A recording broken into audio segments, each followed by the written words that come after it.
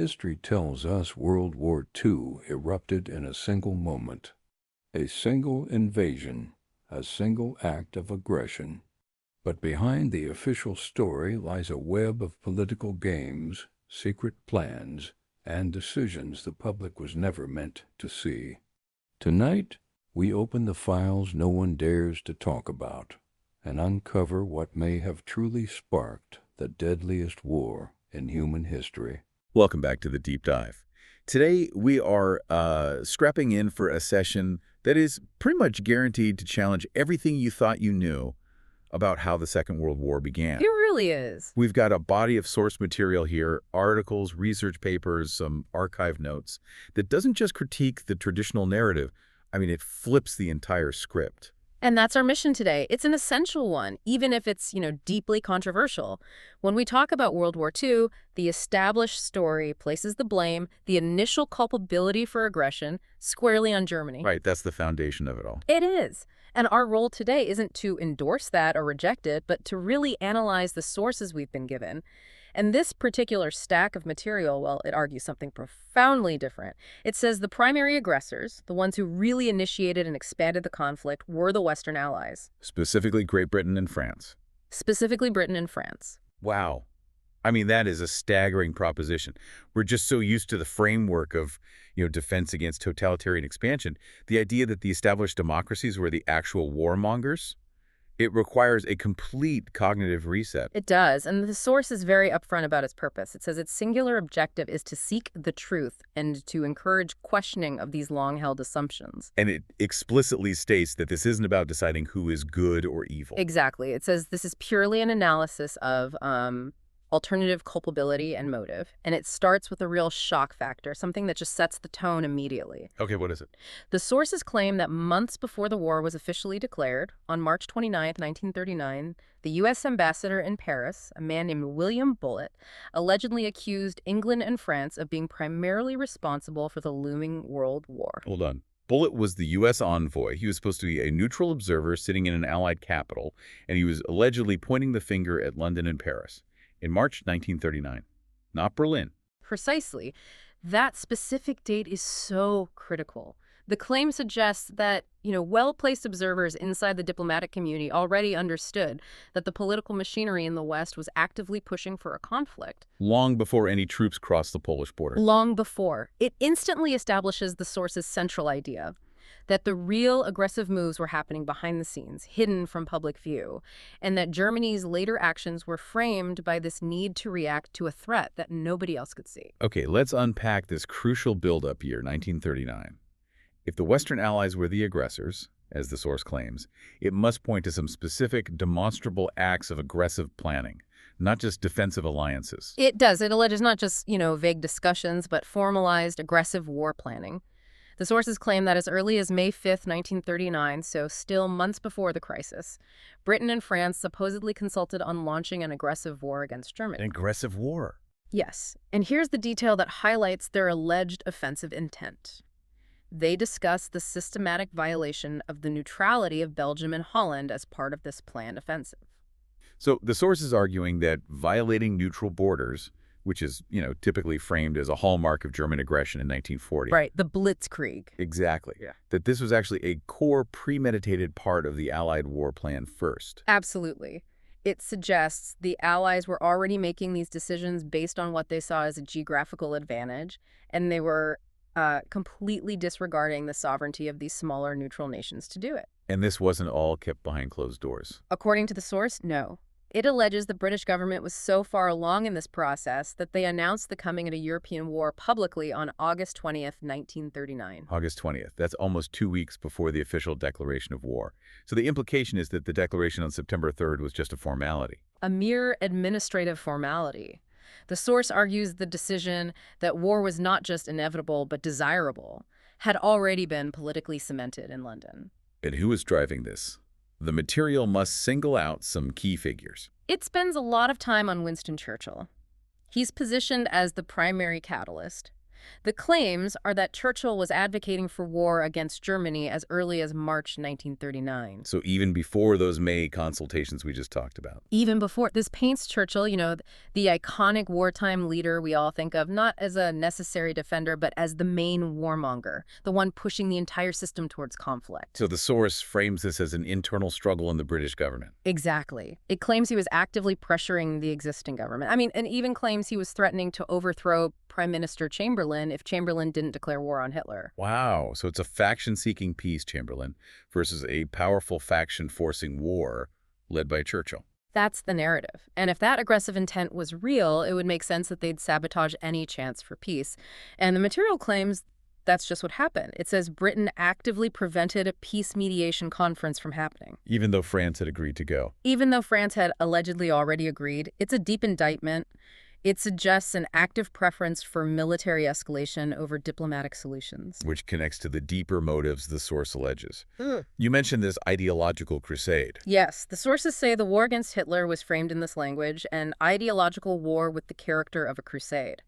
But the argument is that this was just a cover story. A moral pretense. A moral pretense for raw power politics and, frankly, economic ambition. Let's get to that, the true motive, because this is where this revisionist view really hits hard. The material alleges the real reason for the English free pass, the guarantee to Poland, was not about defending Poland's sovereignty at all. Not at all. So what was the driver? The source identifies two core drivers, and they both stem from maintaining the empire. First, the oil reserves in Romania. London was terrified they'd fall under German influence. And second, and this is the big one, London's overriding existential fear of losing continental dominance to a strengthened Germany. So Britain's true motive was purely the fear of losing its supremacy on the continent. That's the claim. The Polish crisis, in this view, was just the trigger. It was the excuse they needed to execute a war that Britain already felt was necessary to preserve its global standing and its economic interests. Ideology was secondary? Because a strong Germany, even a peaceful one, would be a long-term threat to the British Empire. Precisely. It could lead to the complete disempowerment of Britain on the global stage. And that fear, the source argues, made war unavoidable from the British perspective. Okay, so this brings us to the other side of the coin. Hitler's intentions. If the Allies were forcing the war, then the source must present Hitler as reacting defensively. What's the evidence for that? The claims are specific, and they're expensive. The material says that just 2 weeks before the war, Hitler affirmed his desire to live in peace with England. He saw them as a sort of natural ally. And he saw England's hostility as the problem. Yes, he allegedly viewed England's determination to destroy Germany as the primary geopolitical reality. And the source claims this is what compelled him into the non-aggression pact with the USSR. It was a necessary defensive hedge. So that completely flips the perception of the Molotov-Ribbentrop Pact. Instead of an aggressive plan to carve up Eastern Europe, it's presented here as a desperate move by Germany to avoid a two-front war engineered by the Allies. Exactly. And to really underscore this lack of offensive ambition, the source makes a massive claim. It says that Germany in 1939 did not even possess an attack army. What does the source mean by an attack army in this context? It means the Wehrmacht, the German armed forces, had units that could carry out limited regional strikes, but it lacked the deep logistical, armored, and operational capacity for a sustained multi-front offensive war, not against the combined power of France and Britain.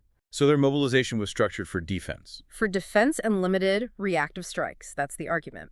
And this lack of offensive structure is used to strengthen the claim about mobilization timing. Right, the chronology. The chronology is everything here.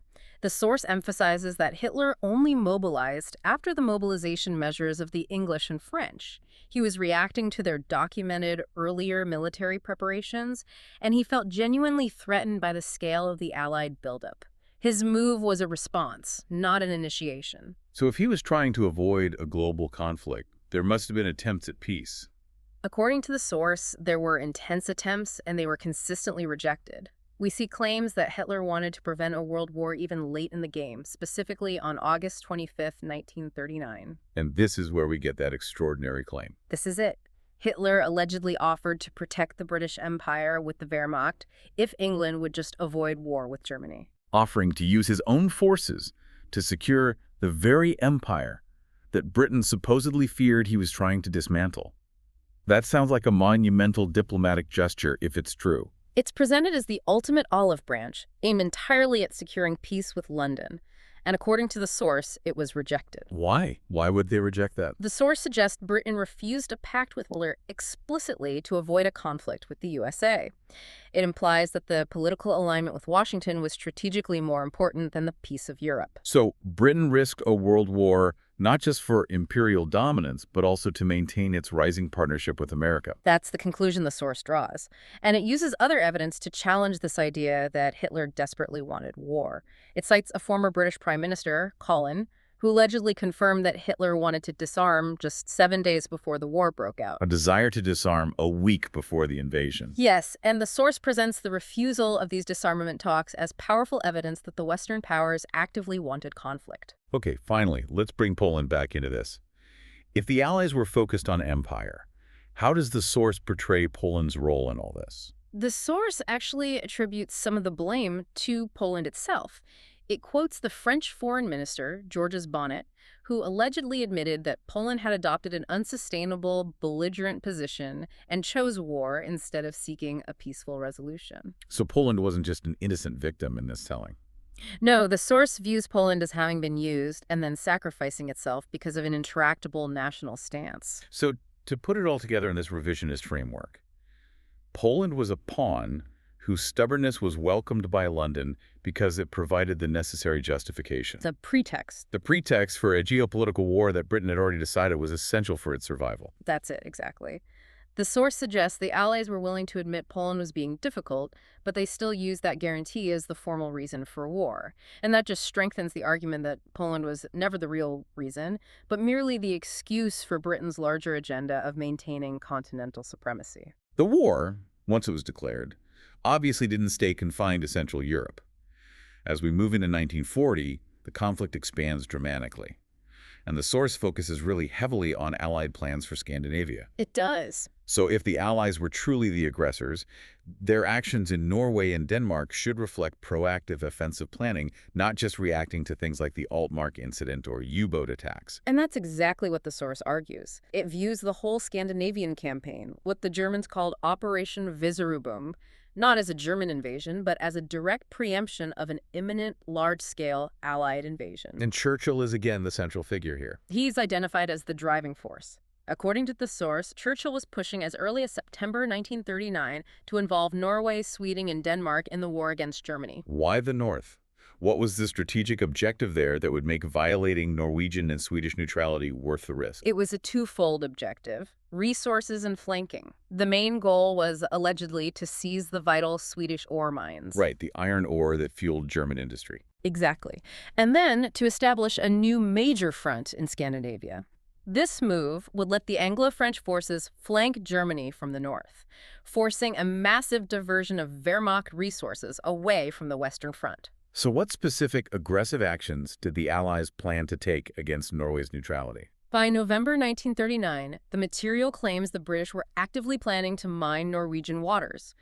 This action, regardless of who's laying the mines, is a clear and irreversible breach of Norwegian neutrality. It opens the door for direct military intervention. And the source is insistent this wasn't a reaction to something Germany did. It insists this was not a counterreaction. It was part of a fully planned invasion by Anglo-French forces, which, in their view, proves the Allied intent to expand the conflict into previously neutral territory. This just shifts the entire accepted narrative of the Battle of Norway.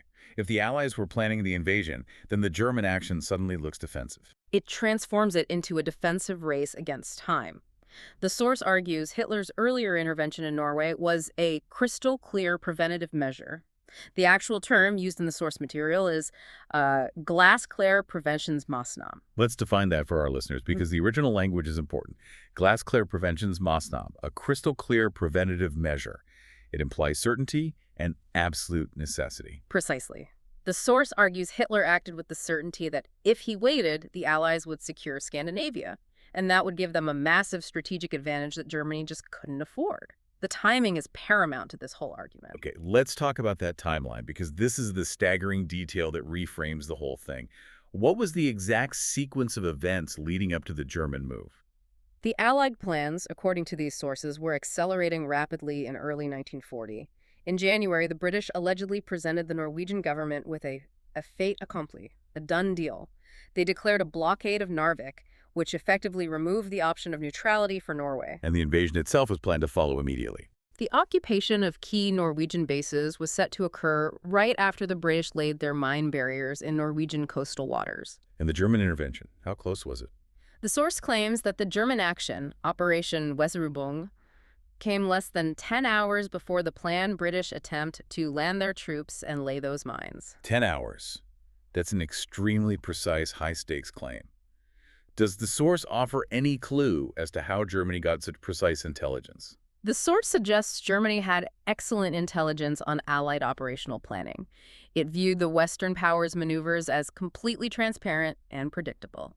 That 10-hour detail is used as proof that Germany was acting under the extreme duress of time, Justifying their action as the only way to safeguard their northern flank and their iron ore supply lines. It completely reframes the Battle of Norway. It's no longer a hostile invasion, but an intelligence-driven race against the clock. The source also suggests Norway wasn't the innocent neutral victim that history often portrays it as. It does. The material alleges that the Norwegian government secretly sympathized with the English for a long time and was even contemplating joining the war on the Allied side. So they were effectively sacrificing their own neutrality long before the German invasion. That's the argument. Furthermore, it claims the English landing in Norway had been prepared in detailed operational plans for a long time. Oslo was allegedly made compliant through a threat that a landing was planned and would happen, if necessary, even against Norway's will. So whether it was by secret sympathy or by coercion, Norway's neutrality had allegedly already been compromised by the Allies. Which, in the source's view, made Germany's preemption a necessity rather than a moral violation. But there's a cynical end to this story. What's that? Despite this alleged cooperation, the source claims the English and French shamefully abandoned their Norwegian allies later on, just like they allegedly did with Poland. Reinforcing the theme that these smaller allies were entirely disposable. Entirely disposable once the strategic objective shifted. And for Churchill, the objective was always expansion. The source says he wasn't satisfied with just Norway. He even demanded that Britain encourage the neutral Swedes to enter the war. The whole Scandinavian campaign, the source concludes, was an Allied effort to expand the front, which Hitler simply managed to preempt by a handful of hours. This pattern of preemption that the source establishes in Scandinavia, it allegedly repeats itself in Western Europe in May of 1940. Yes, with the invasion of the Benelux countries. Exactly. Germany's invasions of Luxembourg, Belgium, and Holland, the Westfeldzug, are historically viewed as classic, unprovoked aggression. How does the source reframe this as another preventative measure? The source argues that this invasion was necessary to preempt an Allied offensive aimed right at the heart of German industrial power, the Ruhr region. The industrial heartland. The industrial heartland. The source contends that England and France absolutely required Belgium as a strategic corridor to launch their offensive, and by May 1940, the Allies had allegedly finalized their plans to occupy Holland and Belgium to create a launch pad for an aggressive war. What specifics does the source offer about this intended Allied offensive? What was the plan? The material cites British military plans, which allegedly involved using English bombers from airfields in Holland and Belgium to specifically attack the Ruhr. So it confirms the offensive nature of the plan. The goal wasn't just to defend France. It was to establish an advanced striking base inside neutral territory to cripple Germany's industry. That's the argument, and it makes the violation of neutrality absolutely central to the source's case for German preemption. So how does the source prove that the neutrality of the Benelux states was already eroded by the Allies? It contends that Britain had been systematically violating the neutrality of Holland and Denmark since the early days of the war. It gives examples, like a British bomber accidentally dropping bombs on a Danish city. Accidents happen in war, though. True, but the larger point the material makes is that Hitler knew the Western powers would attack through Belgium and Holland. He believed they were militarily too weak to resist Allied pressure and would inevitably sacrifice their neutrality. And what's the evidence for this lack of neutrality? There are two main points. First, alleged operational collaboration. Belgium, despite being officially neutral, supposedly participated in attack preparations against Germany as early as November 1939. And Holland. Holland was supposedly cooperating with the Western powers. Their army's role was intended only to delay a German advance long enough for the Allies to establish their own front lines. So they were essentially acting as a delaying screen for the Anglo-French forces. So the source argues the Benelux states were already operating like non-belligerent allies of France and Britain. But the most definitive proof the source offers is the systematic violation of airspace. This is a very specific claim. It provides evidence that British and French aircraft repeatedly violated the airspace of Holland, Belgium, and Denmark to reach German targets. The source claims Dutch territory was demonstrably overflown 127 times. 127 times. And likely much more. And the Dutch government just accepted it. They let it happen. If you have 127 confirmed overflights that are just ignored by a supposedly neutral government, that certainly weakens the claim of strict neutrality. It removes it entirely, according to the source. The continued use of neutral airspace by Allied aircraft for attack purposes represented a rigorous breach of neutrality. And the source concludes this complicity justified Hitler in no longer treating the Benelux states as neutral. So Germany's actions against Luxembourg, Belgium, and Holland are framed as the second crucial preventative measure. It was designed to preempt the Allied attack, which was already, in their view, far advanced. Exactly. This narrative frames the entire Westfeldzug, the Western Campaign, as a defensive race to secure that corridor. The source emphasizes that Holland had secretly sided with England and France.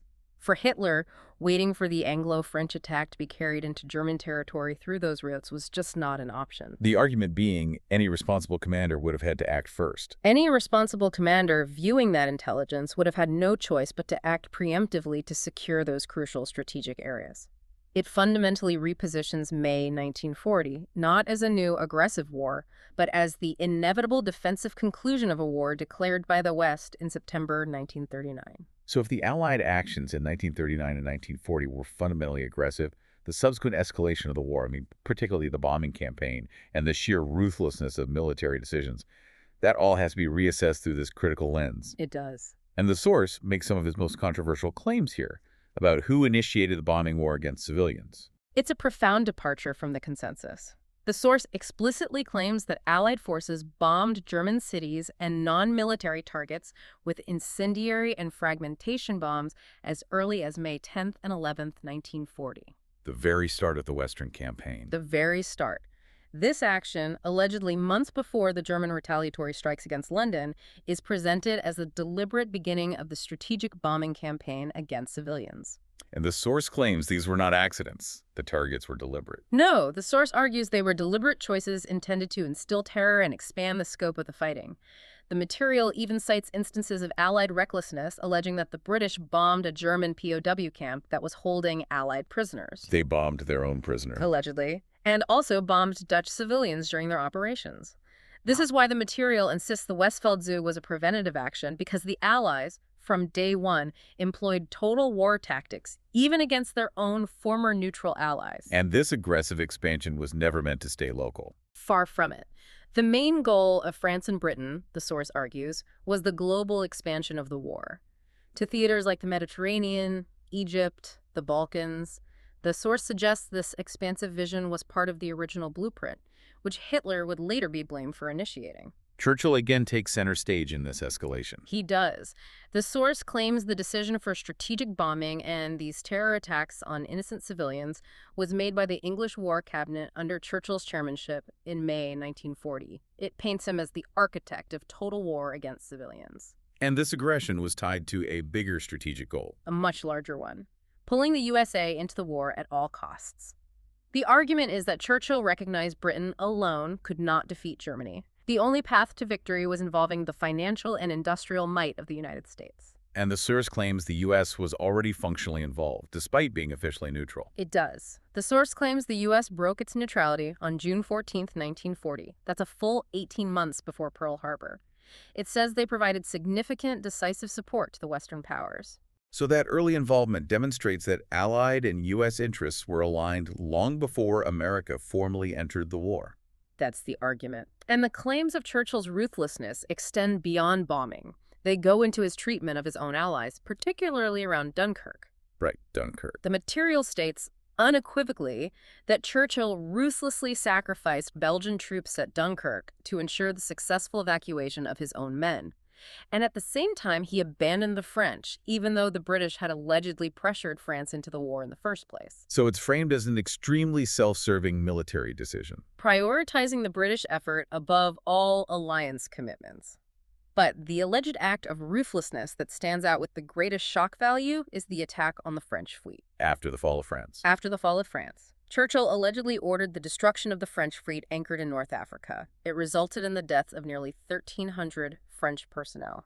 1,300 of their own allies. This is a moment the source dissects in detail to illustrate Churchill's alleged capacity for cold, calculated cruelty. The official reason for the attack at Mers el-Kabir was to prevent the fleet from falling into German hands, but the source interprets it as a massive, deliberate betrayal. It states explicitly that Churchill had no scruples about attacking his former ally. The phrase it uses is that he truly stepped over dead bodies. That's an incredible accusation, killing 1,300 sailors who were still technically on the same side just to remove a possible future threat. It's an example of extreme realpolitik, if true. And despite all this alleged aggression, the source claims the Western leaders repeatedly rejected Hitler's peace offers after the fall of France, Thereby prolonging the war. unnecessarily prolonging it by 5 years. The argument is that the war could have effectively ended in 1940, but the Allied determination to prevent German supremacy at all costs made total war the only acceptable outcome. And that determination led directly to the bombing of Britain itself. The source argues that Churchill actively provoked a German attack on Britain by bombing innocent German civilians. Why would he deliberately invite an attack on his own country? Because, according to the source, he was confident the Reich would ultimately be defeated with U.S. aid. The only way to secure that U.S. commitment and mobilize public will for total war was to ensure Britain was seen as the victim, suffering under attack. So he needed the imagery of the Blitz. He needed it. The source claims Hitler himself, even in late June 1940, was reportedly unsure whether to order retaliation strikes, even after the British had bombed Berlin. Churchill's provocation, therefore, forced Germany's hand and ensured the conflict would escalate into a brutal war of attrition. We have to come back to the core question this entire source material is trying to answer. If the conventional narrative about fighting fascism is dismissed, what was the explicit central British goal for prolonging and expanding this war? The source provides a remarkably cynical answer, and it draws on statements made decades after the fact. The material cites an article from an international British newspaper, the Sunday Correspondent, published in 1989. What does it say? What's the quote? It's a powerful quote. It's really the thesis of this entire analysis. It says, "We did not enter the war in 1939 to save Germany from Hitler, or the Jews from Auschwitz, or the continent from fascism. We entered the war for the no less noble reason that we could not accept German supremacy in Europe." Wow. That alleged admission from a British newspaper decades later just summarizes everything we've discussed. The war was fundamentally about great power politics, imperial maintenance, and preventing the rise of a continental rival. It reframes the entire conflict as a desperate struggle by an established power to prevent its own inevitable decline. The source even cites a historian, Heinz Megenheimer, who reinforced this view. He concluded that Britain believed the very existence of the empire was at stake. The fear was that a strong Germany meant the end of the British world empire. It would lead directly to their complete disempowerment. And that fear, the source argues, motivated every single decision, from the guarantee to Poland to the provocations in Norway. But the source adds another chilling layer to this: financial cynicism. It introduces the idea that England and France needed a long war, not just a successful one. Exactly. Why a long war? Because they had allegedly invested their capital heavily in armament stocks. The material quotes Chamberlain, who apparently expressed that the war needed to last at least 3 years. So the economic elite stood to gain maximum profit from a prolonged conflict. This frames the war not just as an imperial necessity, but as a massive profit-generating venture for a specific elite group. It shifts the tragedy of the war from one of pure ideological struggle to one of pure self-interest and greed, completely divorced from the lives of ordinary people. The source attributes the millions of innocent lives lost to the fact that blind people are governing the crazy. And it connects this to power, profit, money, and greed. There's a powerful German phrase the source uses here. Gier macht Hirnlos. Greed makes one brainless. Greed makes one brainless. The source argues this insatiable financial greed blinded the leaders to the human cost and to the possibility of peace, forcing the conflict to drag on for years longer than it had to. This entire discussion ultimately leads to the source's own challenging existence. I mean, if these claims are true, why are they not part of the standard curriculum? The source's final conclusion is succinct, and I think universally applicable. Only the victors write history. And this leads to a lack of courage among historians today. Yes, a systemic lack of courage. The material argues that historians fear being labeled or ostracized if they challenge the established narrative.